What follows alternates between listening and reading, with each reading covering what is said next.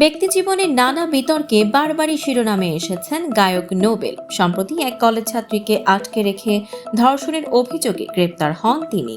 বর্তমানে রয়েছেন কারাগারে। এবার তাকে নিয়ে মুখ খুলেছেন দেশের প্রখ্যাত সঙ্গীত শিল্পী রবি চৌধুরী।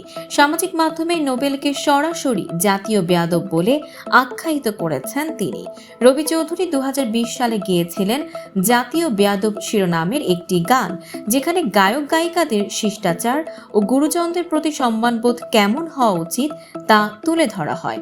সেই গান আবারও সামাজিক মাধ্যমে শেয়ার করে রবি চৌধুরী লিখেছেন, নোবেল গ্রেফতার হয়ে আবারও প্রমাণিত হলো সত্যি সে একটা জাতীয় বেয়াদব।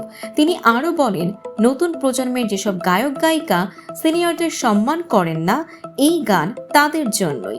কিছু করার নেই, সময় থাকলে শুনে দেখুন। সবাই গায়ক গায়িকা না হয়ে শিল্পী হও। প্রসঙ্গত, গত 20 মে রাজধানীর ডেমরা থানায় এক ইডেন কলেজ ছাত্রীর করা অপহরণ ও ধর্ষণ মামলায় নোবেলকে গ্রেপ্তার করে পুলিশ। পরদিন আদালত তাকে কারাগারে পাঠানোর নির্দেশ দেন।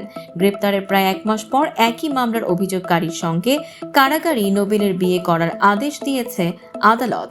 জনপ্রিয়তার বিতর্কের দোলাচলে দুলতে থাকা নোবেলকে ঘিরে শিল্পী মহলে চলছে মিশ্র প্রতিক্রিয়া। তবে রবি চৌধুরীর এই মন্তব্য নতুন করে আলোচনার জন্ম দিয়েছে।